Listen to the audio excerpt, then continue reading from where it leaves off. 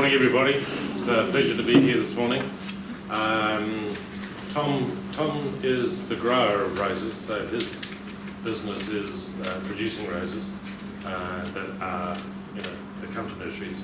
And I'm more an amateur hobbyist, enjoy roses and showing and growing roses, and I'm part of the Rose Society, so we'll talk a little bit about Rose Society as we go.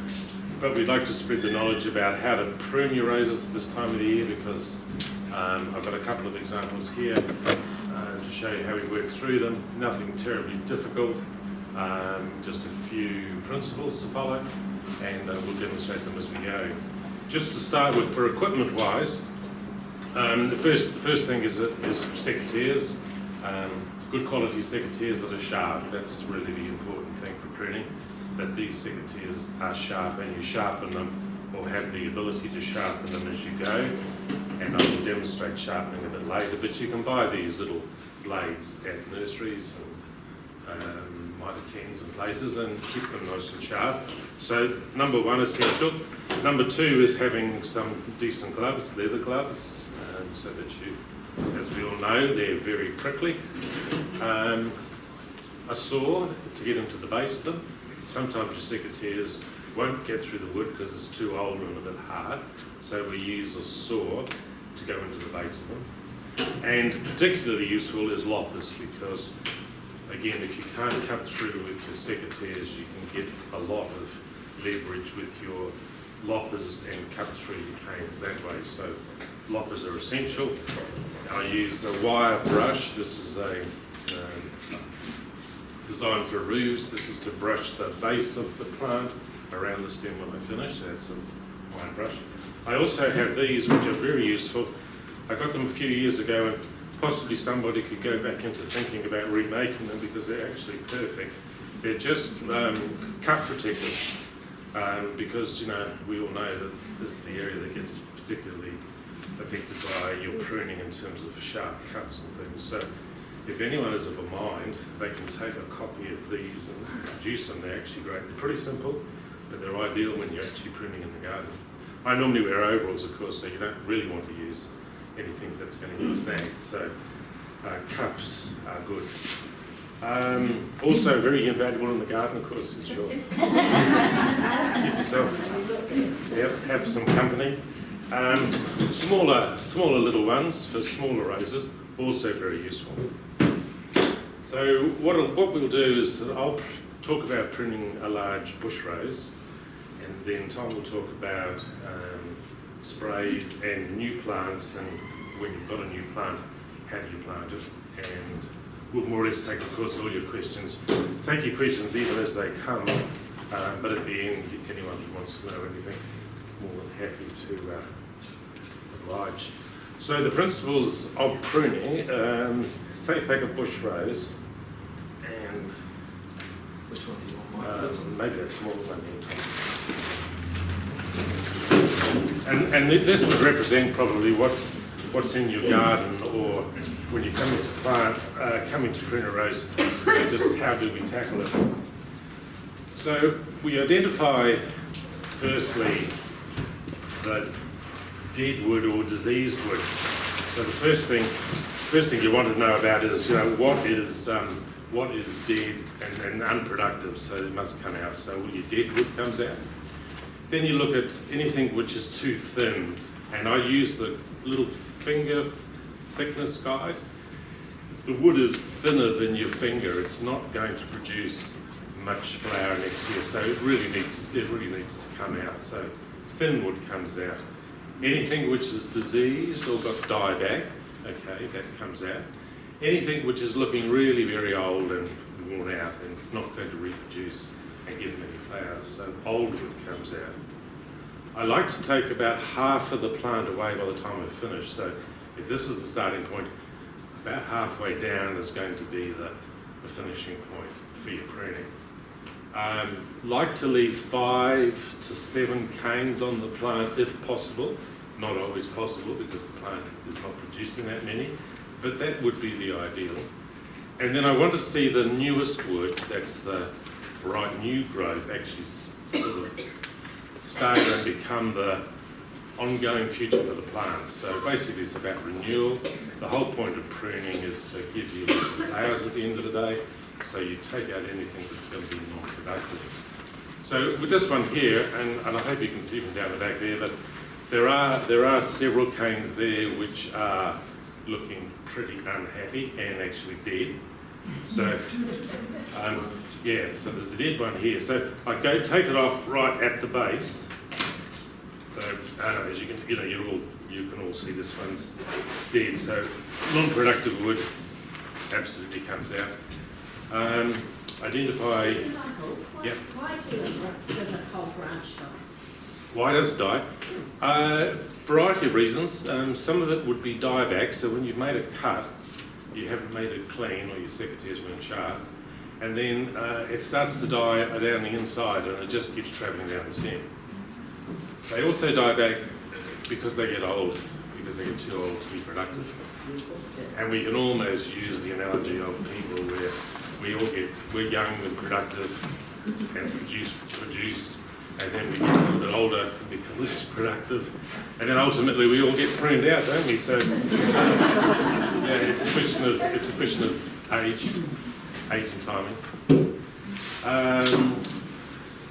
So looking for anything which is then too thin. So I'm talking about less than the thickness of your finger. Get rid of. So all of these I take off. I'm going to ask another question. Sure, just far ahead. What if your branches of your rows are all thin? If they're all thick, yeah, you just have to work with your thickest. You just have to work with what you've got. Because, yeah. So at the moment I'm just taking the thin stuff off, leaving the canes. So easy, Chris Mary could come and put this around my back, if you would. So I don't cut it off. I don't want to prune the mic off. So I like to leave one leader, one growing leader. So what I mean by that is a cane that comes up, I'm going to cut it to, you just follow that around the back. Yep, so I like one growing leader, meaning that when you come up a cane, you end up with one growing point. So if I take this nice new cane, I hope you can see this nice bright red cane, that's the new growth this for this season, and that's the type of wood we want to keep. That's the really good, vigorous growing wood. We like to cut on an angle at 45 degrees above the bud, and we like the bud preferably to face outwards, but that's not absolute. The idea is that your growth doesn't crowd up your centre, so you have your flower growth going on in that direction. About a 45-degree angle, you'll always find a bud where there has been a leaf. So if you're not sure about where your buds are, if there's been a leaf on the stem, there'll be a bud there. So there's many buds on the stem. So if I take this one, for example, and I'll cut it a 45-degree angle just above, and there's a nice bud there. Hopefully you can see that bud there. And it's going to grow away, and if I cut it nicely and sharp, that'll grow away, give me the nice new cane, and that's a very healthy cane. That's the type of material I want to keep. And I want to take the oldest material out. So this one here is looking the oldest, but because I still want to have a bit of a structure, I'm going to leave that old one, and then it's a question, well, what do I go to? So the best looking piece of timber or wood left is probably this one. Although I'm going to cut it so it comes back into the middle, and that's a bit contrary to ideal, but it doesn't really matter. You don't have to be that exact. And then I'm going to take it there. So all this thin top wood can go. And now I'm starting to shape up into, I haven't counted them, but I said before 5 to 7. Now I can look around and see, well, what's really old out of what's left. And this one here in the middle, you can tell from its colour and its aging, it's getting pretty old. It won't produce much. it's only got a little thin growth at the top, so I'd like to take that right out as well. And I'll take it out at the base. Now to get to that one, I probably won't be able to do it with the secateurs because I can't get in there comfortably. I would most likely be better off using the loppers again right in at the base.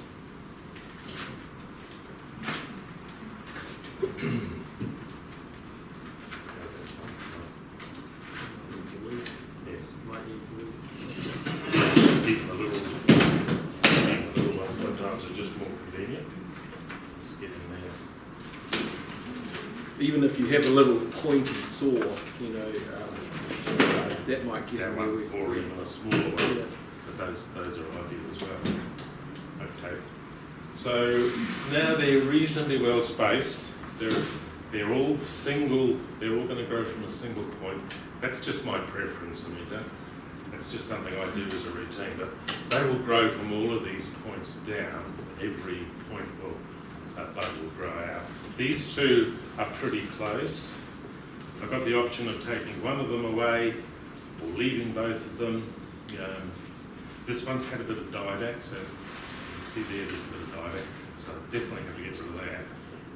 And some of these buds have already gone, so I might take that one right off at the base and leave this one, and then leave it to So if something's already got didact, Yep. vegetables just continue even if you chop the didact off. Oh no, if you can cut the dieback off, you could cut it back into clean wood, you'll be okay again. Sometimes the dieback goes right back and keeps going. So I've got 7 there, but I mean the number isn't important, but what I've got now is a plant for next season that'll give me a nice structure, a nice bush plant. I might like to take this down a bit lower. I've taken about half the height of the plant away. I've got the buds generally facing in an outward direction, although this one isn't. It's not critical. And it's pretty clean. Down here at the base, I've cut those right back in. I would then give it a wire brush. The reason for that is a lot of your bugs and insects and spores, mites, spider mite, all that stuff, it hides in and around the bark, around the base of the rose. So when your leaves drop, I collect all the leaves up and discard them. I don't compost them because I want to get rid of any possible infection, so they actually get burned. And then around the base in the soil, this needs a really good clean up to get away anything that's hiding in there that's overwintering, that will give you infection again next spring. So you give it a really good clean up right around the base of the rose. And that's the base. This is the rootstock obviously underneath. I would myself give this a lime sulphur spray, but if you haven't, you can use copper and oil together. Copper and oil is very important. Putting the oil in and the copper for a winter spray, it cleans all of the exterior of the plants so that you're getting a healthy start for the next season. So a copper and oil spray. Okay, so that's about an average prune. Okay. If I get frosted, which I probably will do, and I lose the top bud, I've got more buds to go down to. So, late frosts are always going to take a bud or two away. I've got nicely spaced, and it's a vigorous plant. If I put it back in the ground, I'm just going to just trim the roots slightly to get them into a nice clean cut, and put it back in the ground, and as you grow away. And from the base here, you will get the new nuts coming out and getting new canes. So the type of wood you want to see when you get the shoots coming up is nice and red and bright, and then it turns into this colouring, and then as it gets older it just looks older obviously, so that's how you can differentiate. Yeah. Just a question on the wire brushing. I've got some very old standard roses, and the stems are quite flaky. Yep. I mean, would you actually brush the stem as well? I I would Try and get rid of that. I would just brush the crown. I Just the wouldn't. crown. Yeah. Yeah. I You would, might damage the bark. yeah. Yeah. Too much. So the base of the plant definitely clean that up. Yeah. What if the bark is actually coming off the stem? Oh, well, just you put it off, but I wouldn't deliberately take the bark off. I wouldn't debark it. No. And also, it's protecting the inner layer, that flaky bark. It'll just, you see it with some tree species, they drop their bark, the trunks, and that's just a natural sort of progression. I wouldn't, you can spray it, certainly spray that for any bugs that are hiding in behind that bark, but I wouldn't wire brush it. The wire brush is really good also for encouraging, where Michael brushed it there, encouraging new shoots. You tend to get new shoots where you've wire brushed it in that base, and they'll be new ones like this to help rejuvenate the old rows. And that can help get rid of the lichen as well. Yes, but then your copper will too. Yeah. And actually, an equivalent, wet and forget 60 seconds. If you look at the instructions on the back of those labels, that's chemical base. If you use they have rates for plants too, for that sort of moth and lime clean up. Yeah. So that is getting closer to your lime sulphur autumn spray. But So is it too late now? oh no, but you've got to be very careful that when we get a warm spell, we'll get the odd shoot, and so you don't want any new shoots to get that chemical on them. It's you're doing a winter spray, but we'll talk about that coming up. If you're trying to rejuvenate your plant and it's been in the garden for a while, there is a point at which you need to replace your roses because they probably have an average life of, I'd say, about 25 years. It's plus or minus, of course, depending on the variety. But if a plant's 25 years old and you want to rejuvenate it and it's not doing well, you're probably better removing the plant and starting with a new one because, as I said like before, when we're all a little bit old and a bit tired, it's a bit hard. It's time to get a new one. Yep. Well, I can burn my compost. Well, if you're in town, you can put it in the green bin, certainly. You can, yeah. yeah. Just not Yeah. deflex as you know and stuff like that. I'm in countries. No. So- Well, see, we're spoiled. Yeah, Which is so, but I wouldn't compost your leaves personally. I would get the leaves. they can go in the green bin though. It's just that overwintering of bugs. So, but you've got rust and you've got mildews and you've got spider mites and a whole list of things, and they just love overwintering, and then they're ready to reinfect you in springtime. So I've read so many different opinions. When do you prune your roses in Canterbury? A nice warm sunny day is the best option. Oh, the time frame. What month? By the end of August, finish. So, But don't start too early. No, I would do July till August, like Michael's saying, end of August. End of August to No, finish. you do it too early in Canterbury, you get new growth that gets burnt in the spring. I've done mine June, July and August just simply because of time. I haven't got enough time to get them all done, so I spread them out. And honestly, there's going to be late frosts after August, and we're always going to get caught out. So really, no, there's not. we even get them in November. So. Yeah. So really, I would say July, August. August is probably the best month, but finish them before the sap starts to come back up again, which is going to be early spring, September. So August would be your best month, particularly if that was a lot. It doesn't do it. I mean, if they get frosted, then so be it. They just cut them out. Doesn't really matter where you cut your rose either, because it's going to regrow. That's the nature of the plant. So if I did a hard pruning, I would say it would be down at this level. I could do that and take it all off. But next season it'll grow back up again. So not perhaps have as much vigour for the flowers because it wants to reproduce itself. So I go half so that I can have a nice balanced plant and then lots of flowers at the end of the day. That's it. I've got a rose similar to that, but it's like I've only got 3 Yeah. left on it. Yeah. So it's kind of a bit Yeah. heavy this side. So do I have to get rid of it, but do I just scrape it with a thing and it will come up? Yeah, there's no guarantees where it'll come from. The other thing you can do, if it's an auger situation, is lift it and turn it. So if you've got 3 out that side, and they're sort of in the way, and you'd like them this side, then just pick your rows up. What's in a pot, so I can So, oh, it's burn not hot, okay. it, but it just doesn't look right. Yeah. The rose will shoot from where it wants to shoot, and we encourage it, but you can't control it in terms of where it comes from. Okay, so Tom will talk about a new plant. So if you're buying a new plant and putting it in the garden. So while Michael's de-miking, I'll mic up, but these are a couple that Michael and Marion have bred at their property in Logan, and they've got hundreds of roses. So needless to say, their pruning would take at least a month.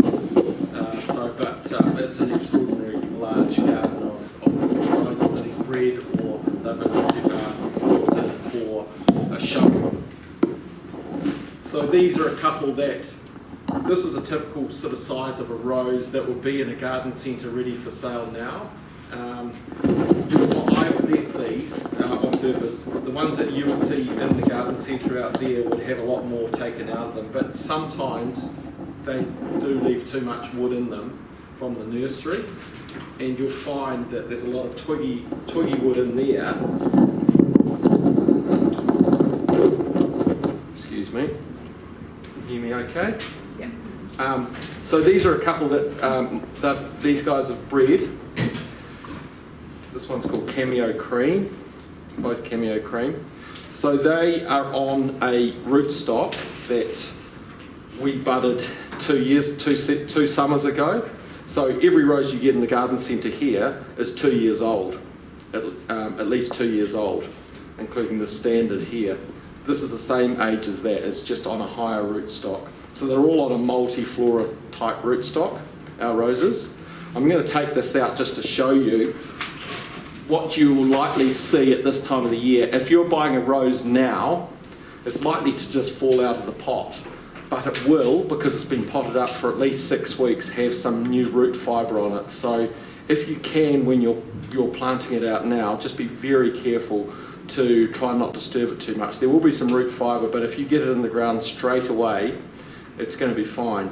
And just use the potting mix that's been supplied to mix it in with this. If it comes out like this, mix it in with the soil. Don't just put the soil in one, just sort of mix it 50-50 if you can in the hole. But this is what your rose looks like, and it's got a collar here. You can see where the soil level was. So make sure you don't plant it any higher than that. You might get some literature that says plant them at the bud union. Well, that's okay if you're in Europe, where they grow them on a seedling system. But predominantly in New Zealand, apart from one nursery, we all grow them on a cutting, on a multiflora cutting. And this is a multiflora cutting that's actually been raised in New Zealand. It's a strain of multiflora cutting, and it's got vigour suited to the New Zealand climate. So our contractors from Europe come and put these buds on of each variety. We're growing over 250 varieties, and they're with us for 5 days and put on 30,000. So yeah, it's mind-boggling anyway. But this is their handiwork, and so make sure when you plant this, it's no deeper than the soil mark on the stem. You better to slightly lift it up, because you don't want your roots too low, because they're not going to get all those goodies on the top of the soil. So, and likewise, you don't want to see any roots, but just beware of that literature. So pruning these ones up, it's just really, like Michael was saying, is opening them up. Any inward, you want on a new rose, we sell them with at least 3 good stems, okay? So that they can then develop a structure further. So I'll take this twiggy stuff out here, this twiggy wood, which is going to be, and any crossover wood. So these here are quite crowded, so I'll take them both out. And again, as Michael said, you know, that this one here is quite skinny, but because it's a new rose, I will leave it in, okay? And I'll try and cut it just above that outward facing bud, or just to a spur. Now, Michael was cutting that last rose to spurs, and they're like fruiting spurs on a fruit tree because, let's face it, these basically produce fruit. They're a flower that then produces a rose hip. So all your stone fruit, apples, all those fruit are related to the rose, are from the rose family. So they basically produce fruit. So you're doing the same thing with a rose, except you're enjoying the flowers, not the rose hips that come afterwards. All right, so make sure you just take it to an outside bud, keeping a bit of height on it. Again, just above on a slight angle, so that any water can run off. Because again, with that dieback on that rose there, if you've got a straight cut and the water can just pond on the top and then cause disease and dieback. So a slight angle so that water can run off. Now you'll see pruning paints here. Normally we don't use those on cuts that are sort of, I predominantly don't use them on anything below 50 mils, and that's quite big. You don't get many rose pruning cuts below 50 mils, but if you have the ability to paint any larger cuts with that pruning paint, because it does have a protectant in it, a fungicide to protect from silverleaf, which is one of the worst things that you can get in a rose or stone fruit or whatever. And that, I don't know if you've seen silverleaf in a tree or a plant, the foliage just basically turns silver, so that goes through the inside of the plant. So that pruning paint is really good to protect those bigger cuts. So they usually do, but I've used a lot of chemicals in my spray shed beyond their expiry dates. Best before, yes. They usually do, but Had this for 3 or 4 years. yeah. And it's just a blue sealant. And if I've done a cut at the base that big, then that's what I get. Little ones I wouldn't bother with, but the big ones. Yeah, that's right, the bigger cuts.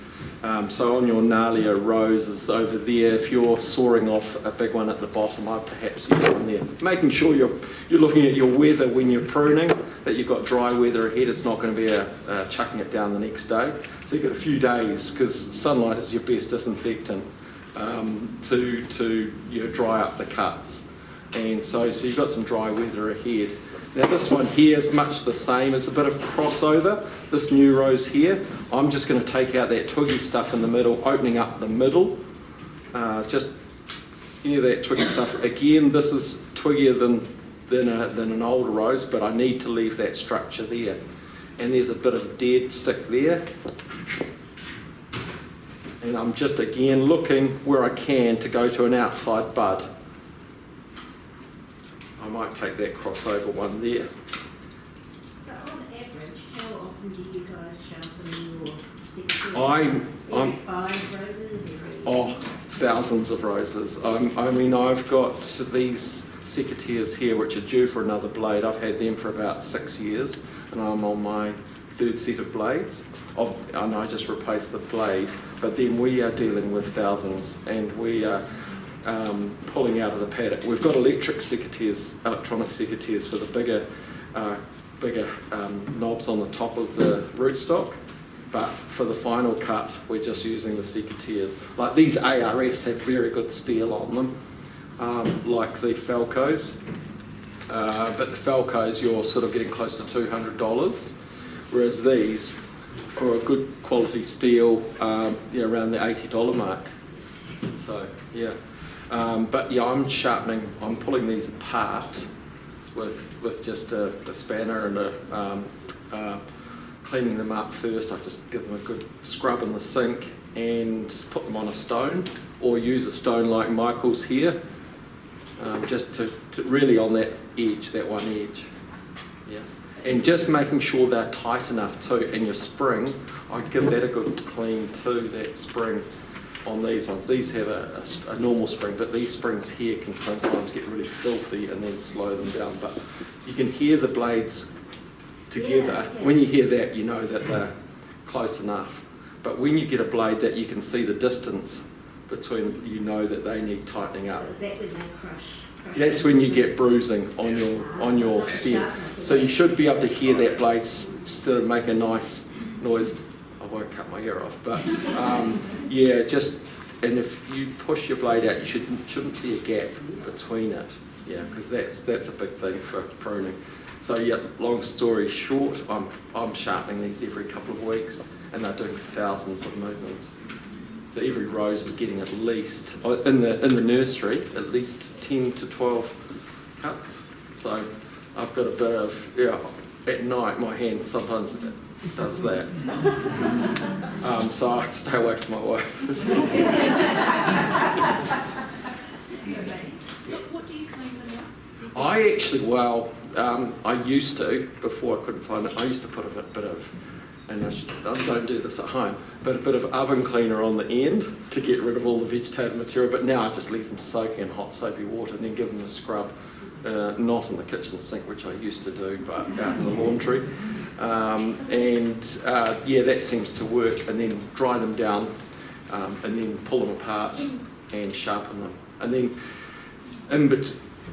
we hint between the blades, CRC is good, but it doesn't last. So if you have access to a dab of grease, put that in between the two blades, and that, yeah. If not, just give them a spray of CRC or WD-40 every now and then.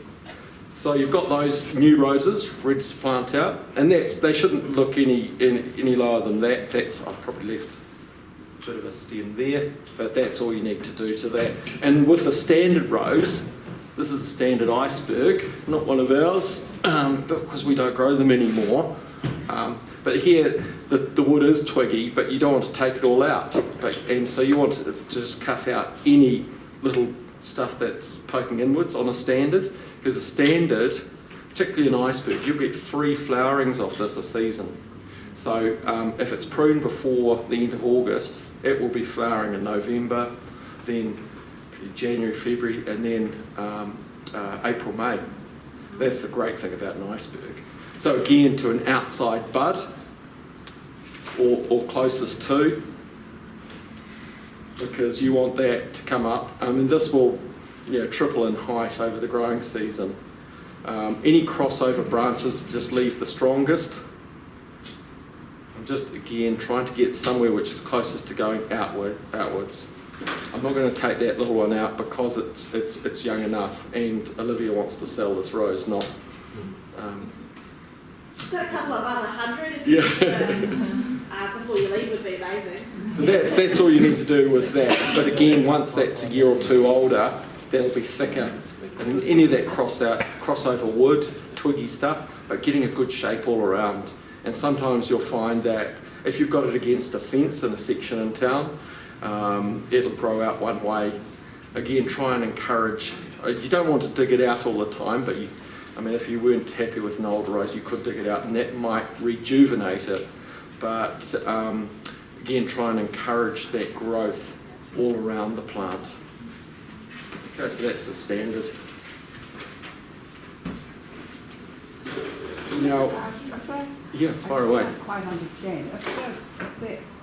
All that rose material at the top is grafted onto the base. Yes, so there's the bud union or the graft union. Yep. So how do you get new rose, the same as what you've got coming from the base? Well, these, just you can see all these wee dimples in here on the stem. Yeah. I've just eyed in the mornings and the evenings 28,000 cuttings, about that high.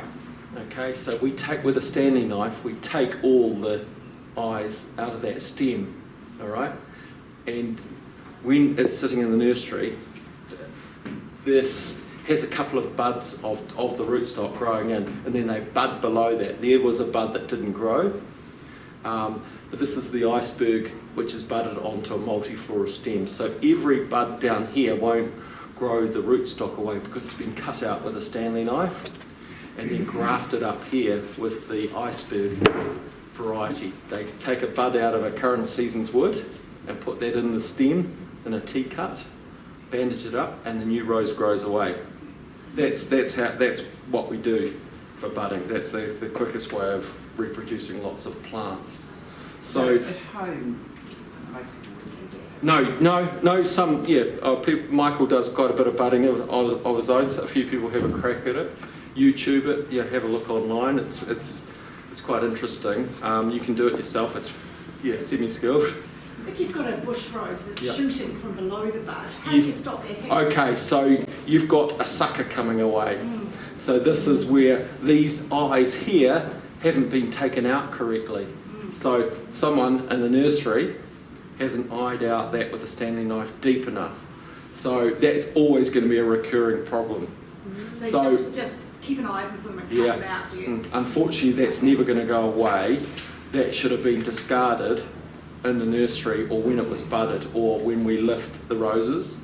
Right. We see the odd sucker which has been left behind, and we throw it out, and it's, yeah. So you're just going to have to cut those that rootstock sucker, and you'll notice it because it'll be a vigorous cane that comes and totally different. That I think, doesn't what's flower, this? so it doesn't flower. If it's a new one, just pull it off to one side and that usually tears it off. But if they're an old one, you usually have to cut them off. But they're not great to have because it takes energy away from the variety on top. Okay. Any questions on that before I move on to the sprays? Just had a quick question. Climbing roses, treat them exactly the same, Michael. You can, you would just have those fruiting spurs again. You want to make a framework up with your climbing rose, so those big long canes that they produce, you want to retain them and make them into a framework so that you've got, again, 6 to 8 big long canes that you tie to your framework. Then you trim everything off them, these little stuff, then they will explode with growth and flower. So the big long canes you retain and tie in. How far And- back do you cut them? Yeah, you can take them around Yes. to the horizontal, but not past the horizontal. Okay, so the sap flow will come up if they're above the horizontal, but if you take one below, it'll die. I think that's right. There's a rule of thumb, yeah, that, you know, you've seen espalier trees, fruit trees along a fence, and I know a lot of you will have sections where you've trained a paling fence, where you've trained the roses along a paling fence. So, as a rule of thumb, if you go 45 degrees or lower, and to the horizontal, in that zone, you're going to get flowering. If you see an orchardist, they'll train their branches below to the 45. That's to get fruiting spurs, i.e. flowering. So same principle, to the horizontal to the 45. For a standard, you usually get some strong canes from the base, so try and train them from, if you see a new shoot coming away, try and train that over to the 45. If you go below that, it could snap off. So some people even do it like an espalier apple and cross it over. I've hardly seen it, but some people do that if they don't want to break it off and they really want to train it quickly. But I would just gently train it on wires along your paling fence if you can. Or if you, that's probably my best suggestion on training climbers along the fence. But you want those good strong canes and train them, and then they'll send fruiting spurs off them once you get them below the 45 degrees. We've inherited a very vigorous climber, really healthy, probably don't know how old it'll be. How can we attack that to get it into, like it's dense? A dense thicket, yeah. So sometimes your best, access to a hedge trimmer or a chainsaw even. So just but go for it. yeah, Yeah. you sometimes on those big old climbers, if it's just overgrown, you just have to get in with either a hedge trimmer and get it back, and then you can get in with the secateurs and take any of the weaker dead stuff out, and then you can start again. A lot of these climbers are they're vigorous, so Yeah. they will come away, and you won't have the ability to do that without a hedge trimmer, a good petrol or strong, high-powered hedge trimmer or a chainsaw even, and protective gear. Yeah. Yeah. Any questions before I move on? Just one question. If you've got a diseased plant or whatever and you're pruning, yeah, different plants are going from one to another, one's diseased or you've got Good. a couple of diseased. Cleaning your secateurs in between, what would you clean them with? Well, look, my old boss in a nursery down in Ashburton, Allenton Nurseries, which no longer exists, great tree nursery. He got us out pruning between each plant that had disease with meths, but really antiseptic wipes, or you've got any household cleaner, a disinfectant.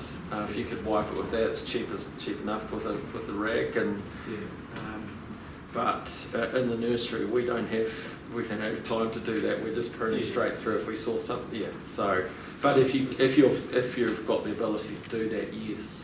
I'm encouraging the future, is it? You just keep away from naked flames. Yeah, but, yeah. You probably just you spray white bleach, whatever, to the instructions. Now here we've got some winter chemicals and summer chemicals here. I shouldn't say chemicals; they're just some of them aren't too bad. But here we've got this Combat 3-in-1 for roses, which is basically the same as Shield. So this is Super Shield. This is Odoring's own. It has the same as Super Shield, but as an added extra, it has some fertiliser in it. I was just looking at that. I didn't know that. I just read it before, but it actually is great value for money because it's twice the volume and half the price.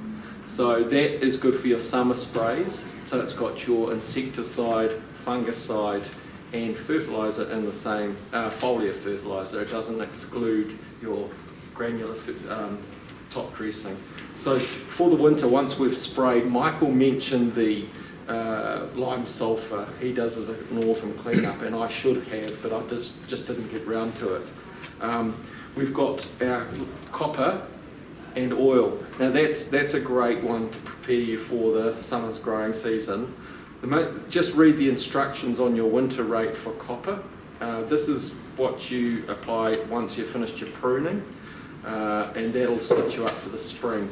If you've got a good spray unit that is not used for herbicide spraying, it's clearly marked. We hear that problem all the time, that people have sprayed with the same knapsack or sprayer. Make sure you always use your copper if you're mixing it together. Always put your copper in first to the instructions. I use a wee bit of warm water to dilute copper because it has such fine, everything disperses better in warm water. And I even do that for my herbicides in the nursery. When I'm spraying 500 litre tanks or more, I put warm water in the bucket to mix it. Not hot, just warm, just to mix my chemicals up. Particularly if you're using granulated or powdered fertilizer sprays. So use your copper first in the tank, then add your Conqueror spraying oil, which is a mineral oil. There are other types of oils, but your mineral oil is what you're after, and that goes at the very end of the knapsack.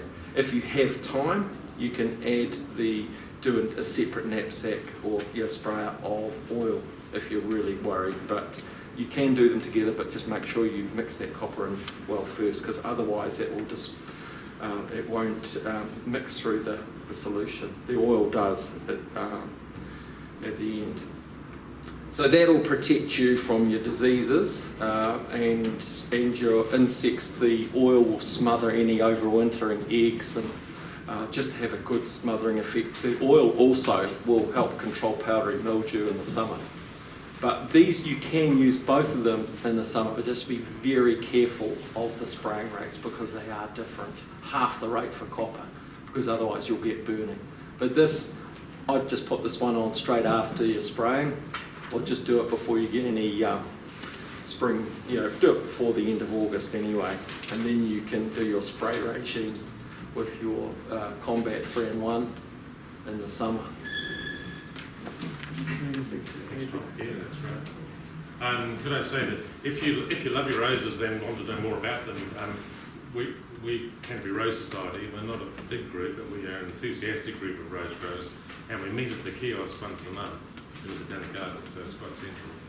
For example, in August, our program is going to be a video on the Japanese World Convention that was held earlier this year.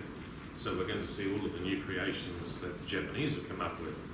And they're very much into their blue roses. They've been working on their blue roses for some time.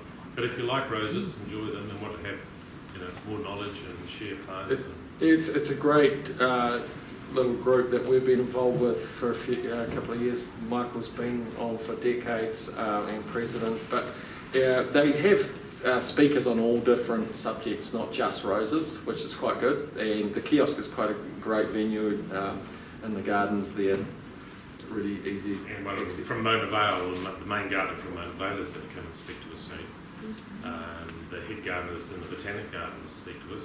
We're going to get a tour through Odering's nursery, the back part where you don't normally get to see it. It was all part of the group. So, and we've been out to Moffat's roses out at Hallsworth. So we have lots of social activities. But if you're keen and you like the roses, come and join us, because we can do with more people to help our group. How do you decide when it's time to actually have a burial for your rose? Put the notice in the paper. Sorry, but you've had to use my name. Well, you'll know that's if your rose has come to the end of its lifespan, you'll know it's got rot at the base of it, rotting into the stem. When it's died back all the way down, I would just dig it out. Now, a big thing in removing a rose and replacing it is make sure you dig out that soil before you replant another rose. Now, to at least double the size of the pot, but that's still not going to remove all the roots that have gone out into the soil. So Oderings have a product here in the garden centre called Rootmate, which we use in the nursery, which is basically, is it Rootmate? The one that, no, what's it, the protectant dip that we call it, it's Ignite is the one that we use, or which is the same powder. It's basically a natural fungus dip. So any rose, all our roses get dipped in it, by the way, but if you're buying a rose and putting it to an area where there's been roses, I would definitely recommend that. The powder sachet, the keyboard one. Yeah, I can't remember. But it is a dip, and it's a natural trichodermic fungus that, will help. What's a sachet? Yes, a sachet dip. But yeah, make sure that if you're replacing that old rose, and you'll know it's beyond its use by date, that old rose. I don't, because I've shifted down from Wellington Okay. to Christchurch. Well, if it doesn't come We away. don't have roses where I lived in Wellington because the wind was I know. devastating. I've moved into a house that has a number of roses, and they have not been maintained. Some of them look very woody, Yes. like trees at the bottom, and they're just, Well, you'll know I don't really know what to do. If it doesn't come away next season healthy, well, you'll know it's probably time. But if you think that you can put some life into it now by sawing it down and hacking it back, you might get some new life back into it. But you'll soon know if it's rotten down the bottom. Is there anything you can do to bring blooms on faster? Like more light, or something to do with the fertilising the soil? No, whatever date you prune, the plant's going to flower at its own time. You can't advance the flowering. You can summer trim, say in early January, to have them flower 65 days later. So if you have an event in your garden, or you want your garden to look particularly pretty on a particular day, if you count back 65 days from that and go and trim your roses off, they will reflower on that day. So you have got that control. But the spring flowering is very much over to the nature of spring and the nature of the plant. But they prefer sunshine to Oh shade. yeah, good free draining soil, sunshine, bit of wind protection if it's a really strong wind. But they pretty well will grow in all situations and all positions. And you've got, of course, many types of roses now. There's so many on the market. You've got your little ground hugging carpet type roses, which I just trim with a hedge trimmer only. That's all I bother with. But then you've got your floribundas, your hybrid teas, you've got your standards, you've got your miniature type roses.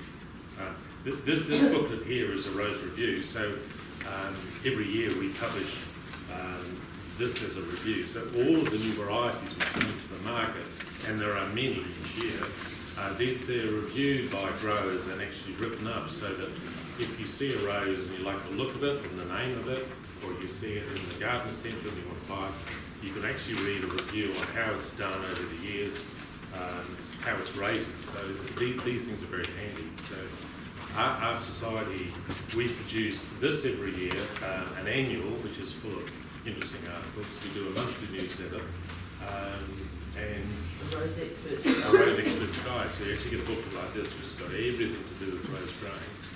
That's all part of our membership. Is it digital as well, Michael, or is it just hard copy? It is digital, that you have to be a member. You Yeah, have to be a member. but membership is $30. I mean, It's we For the get, year. you get four publications a year and a monthly newsletter, and access to all to rose showing and growing. But this is wonderful. Yeah. Just a little bit on competition. If you want roses, you just have roses, right? So my garden's got a bit of everything, and the roses can suffer a little bit. So what is the rule around what you can put in other than roses, like in terms of competition? Well, in the competition, there are specific rose classes, but there's Oh no, so we're in the garden in terms of Companion plant. companion planting, because you can put other stuff in the shows as well. Companion planting, yeah, well, a whole range of stuff.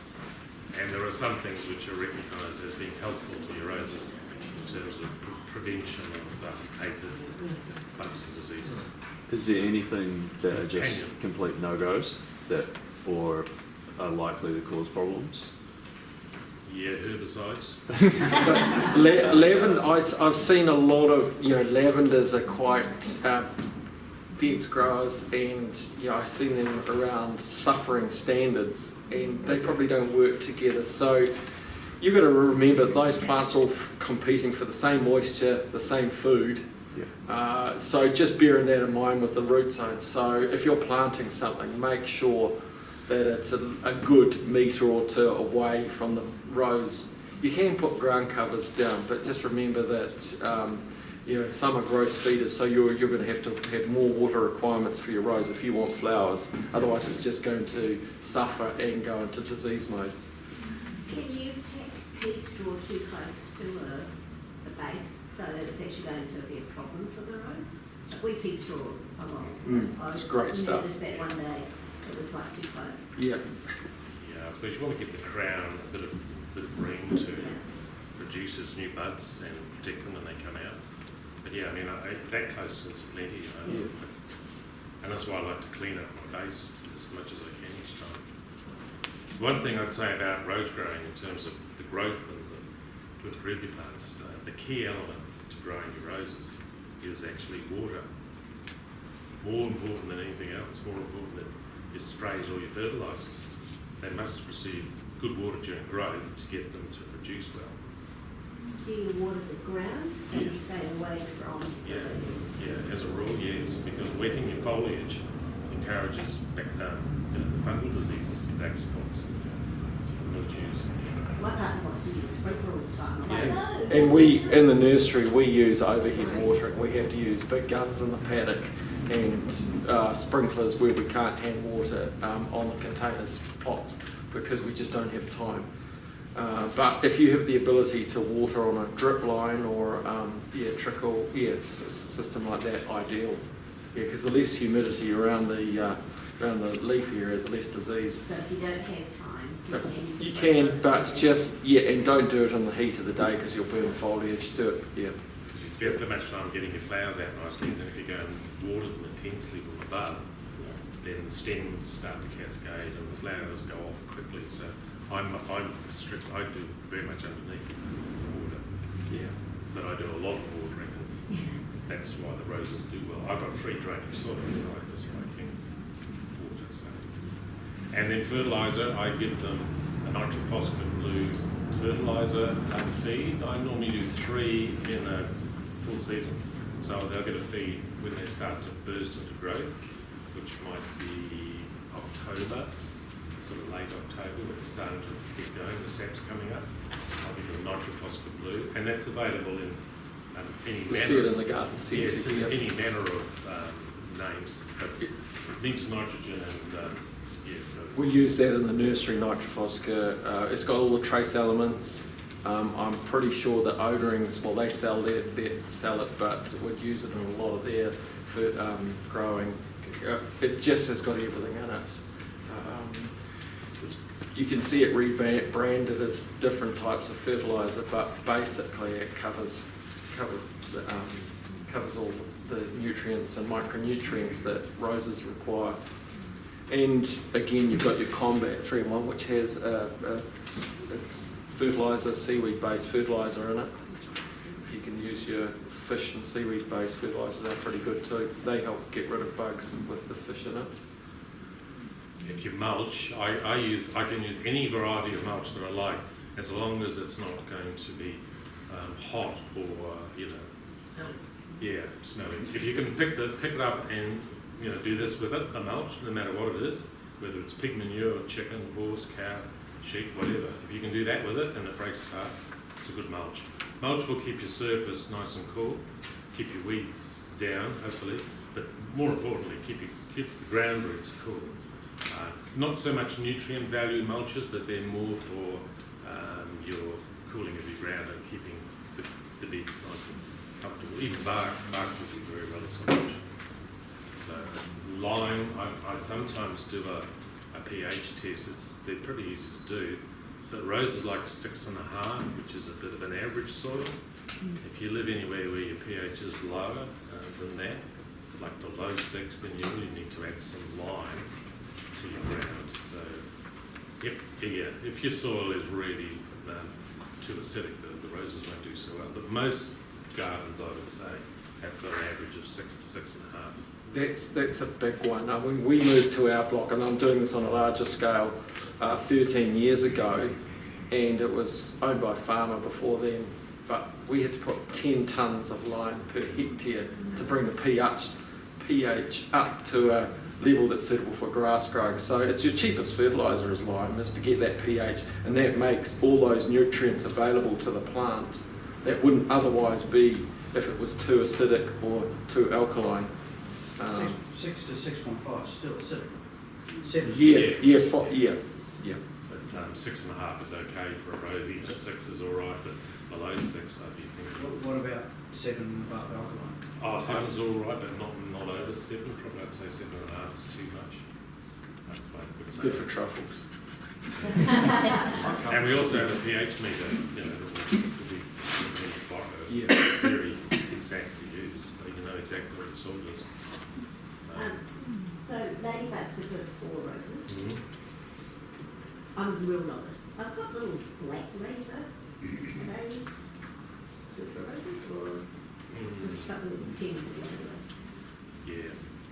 There is a false ladybug, I've forgotten the colour of it, but it's, which is more of a pest, but if ladybugs are around, that's good. That means they're chomping on aphids. And It's like little black shiny ladybug, isn't it? I'm not sure, that couldn't help you, but if you've got ladybugs around, try to keep those insecticides away. I spray because I need to keep my roses pretty clean, particularly for exhibiting. I spray on a 3-weekly cycle from when they first come into growth.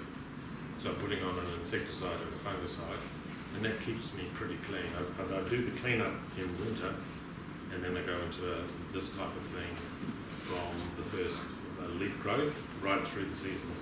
And by doing that, then come January, I've still got nice leaves on the plants.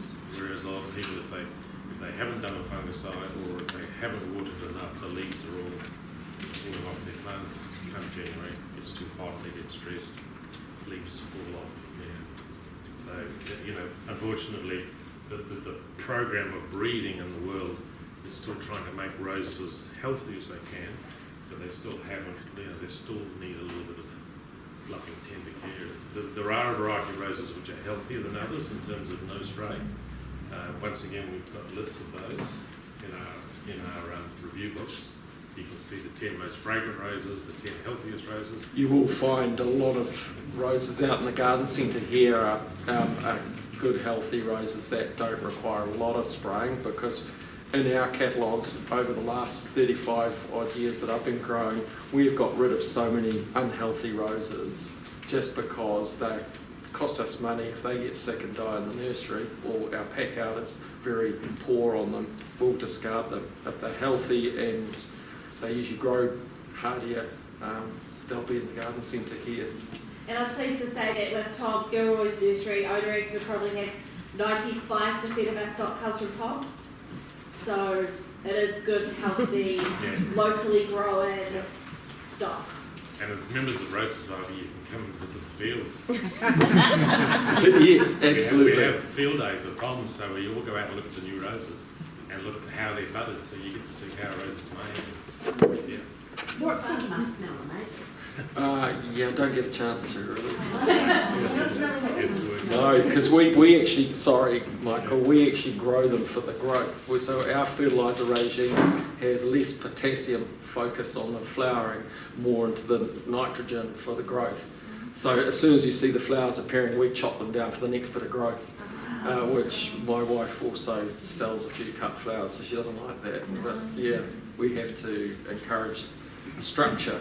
And then when they get into the nursery, into the garden centres, then they can be sold to flower. If you're buying a rose, you need it to look like that, but not less than that. And some places have them, 2 or 3 of these little spindly bits coming out, all wrapped up. You get what you pay for on a rose. That's a good rose that will get off to a good start and give you at least 25 years of pleasure, if not more. Yeah, a strong union and strong stem at the base, root system like that, will see right. So what's the minimum size pot you recommend for growing a rose in a pot or container? And any extra or special care for them? Well, you have miniature type roses, and I grow a lot of them in 10-litre pots.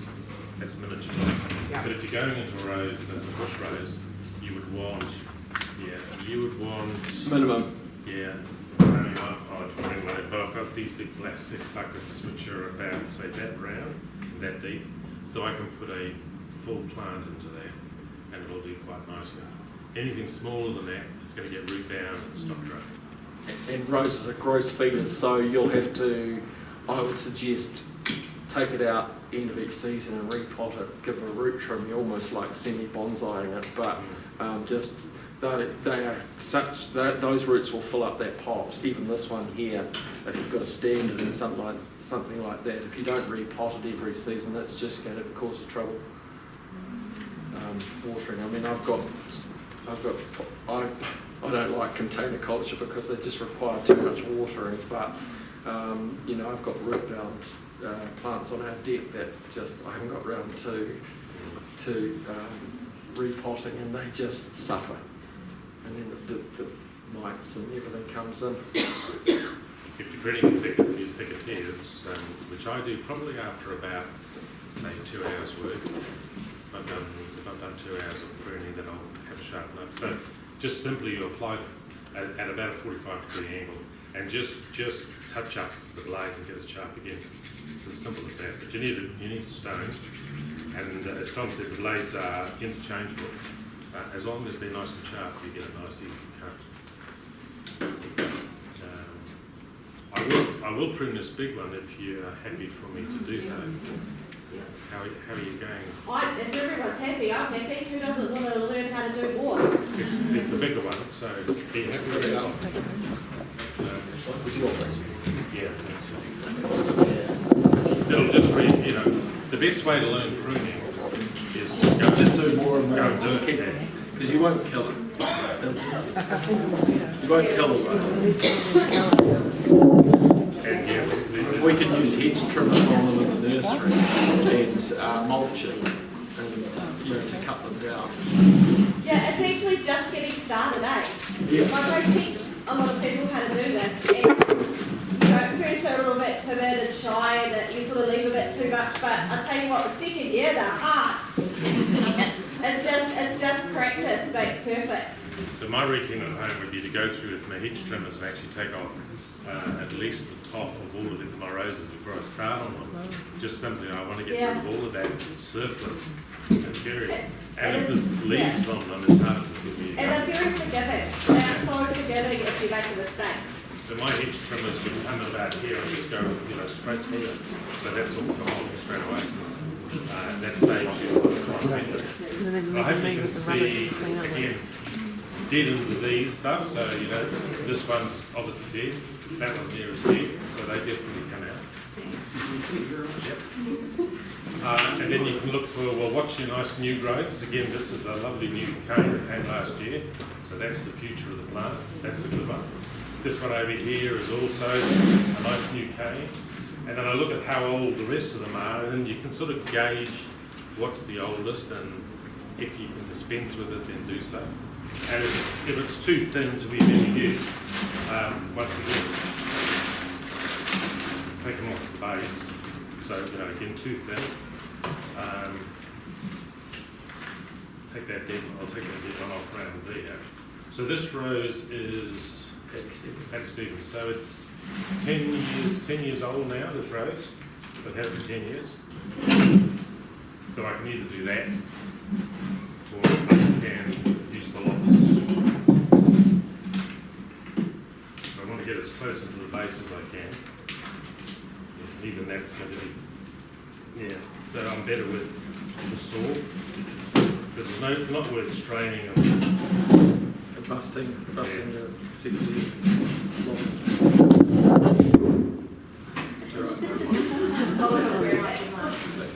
Do you want to grab it?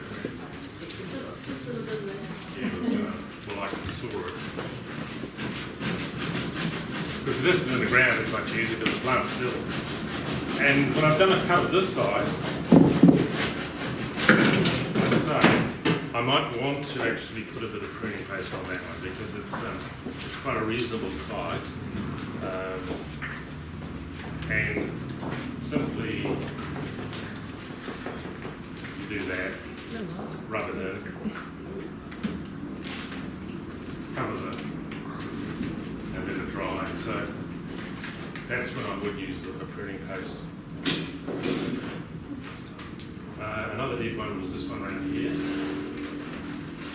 That one's gone.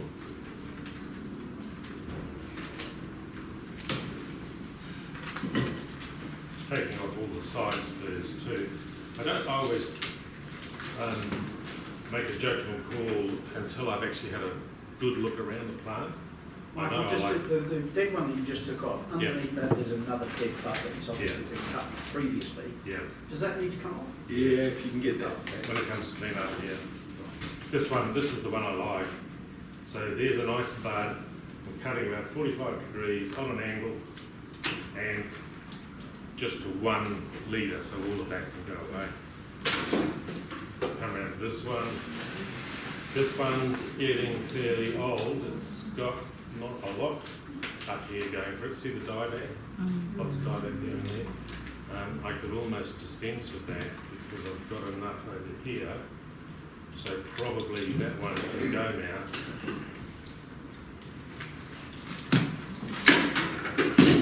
Yet I wouldn't bother pruning paste on that because there is a limit to. And every rose I've pruned needs to be repruned. Well, yeah, and Ditto. very much. And that's okay? It's just It's practice, practice, practice, practice.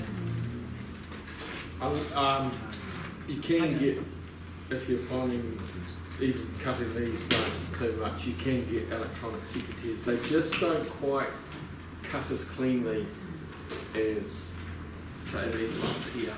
These do the final work. sharper. So this is a pretty typical stem. So the side, the little ones are too small. I like to leave, as I said, one growing stem, which will be this nice healthy one, and I'll cut it to an outward facing bud. And there's always a bud where there's been a leaf. So again, if you leave it till August, the buds are starting to swell. They're a little easier to see. You can see it's quite brutal. You'd be quite- Don't be scared. This is Happy Stevens, so it's a great grower. wonderful She's rose. beautiful. Yeah, and I want those again. See how This is a very popular one amongst the 2000. rose societies in New Zealand. It has a sport, Hamilton Gardens, which is a softer, pinky white sport of it. and also a great grower and well, I've If it, got two if it horses. does rain, after you've pruned, is there anything that you should do to try and stop any problems? No, not Prob- really. Probably just get a spray on after the rain if you Right. can. But yeah, just look for those forecasts. If you've got a good few days drying afterwards, that's fine. Get half of it's gone without too much effort. And so I would have taken the top off with a hedge trimmer just to get that out of the way. I could still look at that and say, well, I'm not overly impressed with that stem there. It's got a split in it.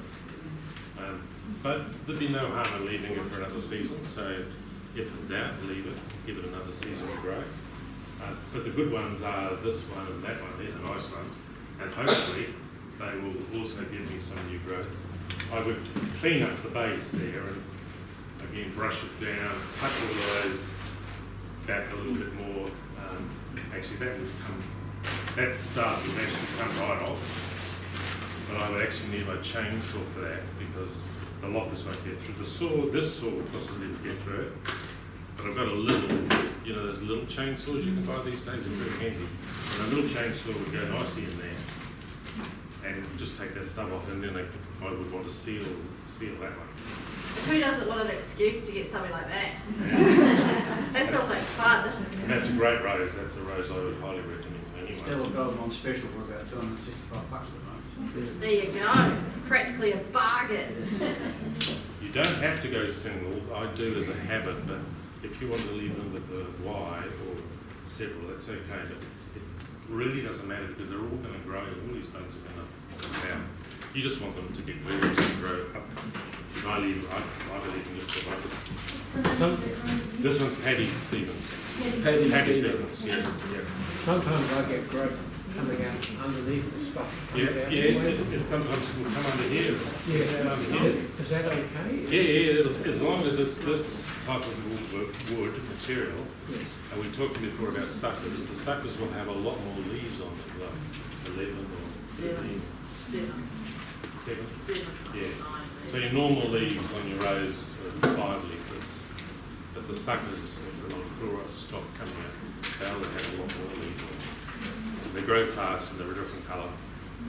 So you pull them out. I have dug down. If I have a sucker, you can dig down to where it's coming out of the roots down here and actually cut it. You can cut it off again. But again, it's a fault of the nursery supplying something that shouldn't have gone out the gate. Yeah. And we've probably been guilty of it, but we do quality control. And if we see it in the nursery, it gets cut out anyway. But when you're doing 25,000 cuttings and having to DIY them, it's not good repetitions. When I'm deadheading, I always get dieback, even though I go back to the 5-leaf stage. I always get dieback from those 5 leaves tend to die on my plants. What's causing that? You're not getting disease in like black spot or Yeah, I've got disease on the side of the plant, but not that particular side. So is it black spot just doing that? it could be. I mean, again, you'd have to see it to know for sure. Keep up those protectant sprays. Even alternating. Rapid cuts, not Yeah, shuts. not Yeah, shut, not a exactly. clean cut, a bad cut. My secateurs are not $80, they might be $18. Yeah. As long as they're sharp though, and there's Yeah. no gap between them, they'll cut clean. But if you're crushing your wood with your secateurs, you're ending up with a split after you've cut it, then that's not a good thing because that's where dieback will start. I mean, even, some of mine here, they've got dieback. And I don't know, some dieback, I don't know if you have a good reason why, they necessarily die back, but they do, and you want to get rid of them. So, yeah, because that's not really going to do anything for you next season. There's no way I prune mine as hard as you've just pruned yours. Oh yeah, that's only moderate. That's moderate pruning. Yeah, the hard pruning would be here, and some English gardeners would do hard pruning for various reasons.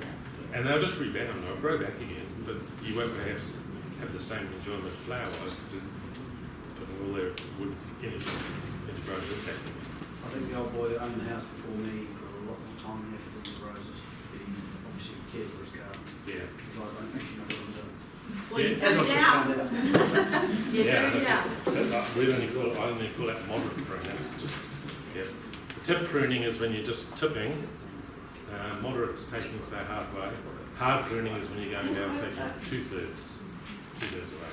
If I went down that low, this would regrow again. There's no problem with it, it will regrow. So, Why would you go back to a Lower. low prune? Yeah. well, that's right. I mean, for me, it doesn't make sense because I want flowers. No, but why do they do it? Why? Yeah. I To think- get a structure that you can manage again, Oh, you know, okay. like if you If it's can't see on the wood like- for the trees, yeah. you chop it down again. If We've you, got a superb icicle, three as well, two. Way stronger than this one. How hard can I go back on that? Because it's all lopsided and it needs some growth coming the other On side. standard. it's an old, It's Yeah, really really old. old. As I said, Is it it ice? just keeps on flowering. So if it's one-sided, encourage, prune it to buds that are facing the side that's naked. Okay. That's empty. That's what I do with standards particularly. I'll prune it to standards that are poking out this way and it'll encourage that structure so there's a bud coming out this way. Any buds that I can see that are facing out this way and that'll just, and then anything that's under shot on that side I'll take out and I'll push and we do that with our standards all the time, not that we've stopped growing them, but that's what I would have done. Yeah. And when that flowering, if you've got like a rose that's got like 3 or 4 buds on a part, you debug so that you get one. to get one bud, yeah. For a hybrid tea like this fellow, Cat Stevens, the lady, so, if I want to get the best bloom out of it, if it's growing up and it's got 2 side buds, I just slip out the side buds, keep the main bud, and that'll give you a nice big large hybrid tea. And this is where your roses come from, so these are the rose hips that you've all seen in your rose garden, so that's full of seed. So if we're breeding a rose, we just take the pollen off one plant, put it onto the flower of this plant, and you'll form hips, and that's seed. And inside there is your seed capsule. There'll be 20 or 30 seeds, and that seed is uniquely different.